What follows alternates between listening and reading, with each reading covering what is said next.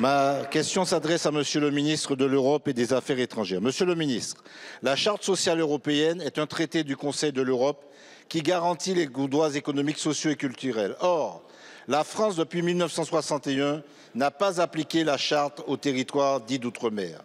Toutefois, le ministre délégué à la francophonie vient d'indiquer au Sénat que le gouvernement s'engageait à étendre la Charte sociale européenne aux 10 outre-mer, mais ce sans préciser de date.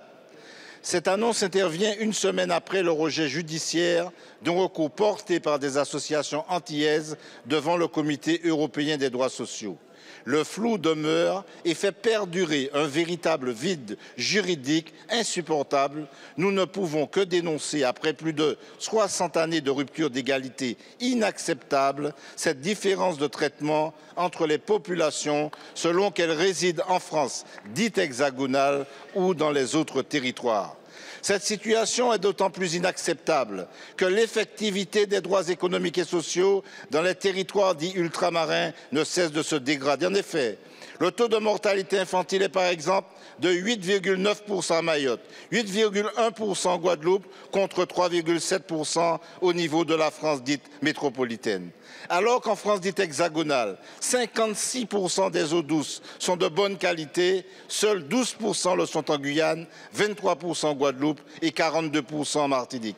Alors que plus de 90% des Martiniquais et des Guadeloupéens sont contaminés par le chlordécone, il importe donc, Monsieur le ministre, de répondre à cette question. À quand la date de l'application de la Charte sociale européenne aux territoires dits d'outre-mer?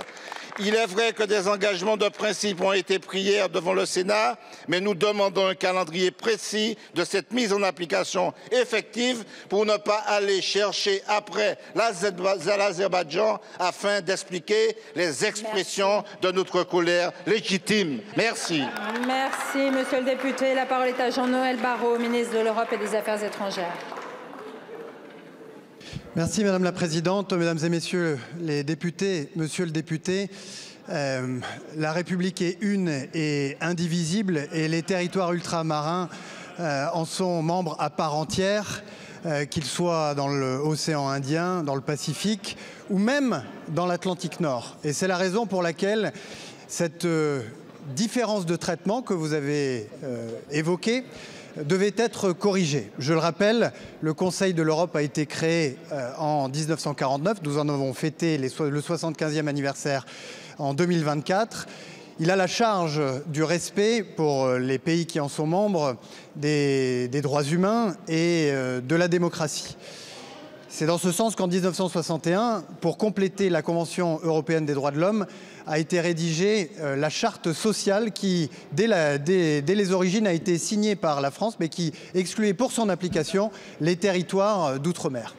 Pardonnez-moi, monsieur le député, mais le 19 mars dernier, en réponse à une question qui m'était adressée par votre collègue Élie Califert, je me suis engagé à ce que rapidement nous puissions demander au Conseil de l'Europe et à son secrétaire général d'étendre l'applicabilité de cette charte.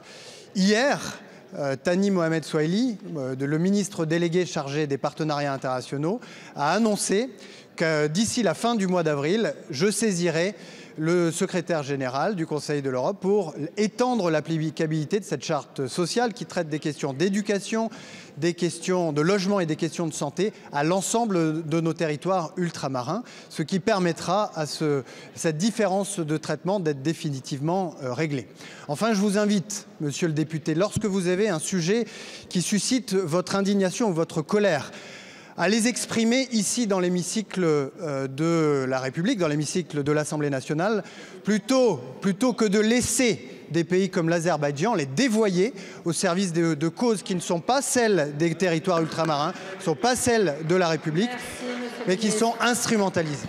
Merci, monsieur le ministre. La parole est à présent à monsieur Géraud Vernet.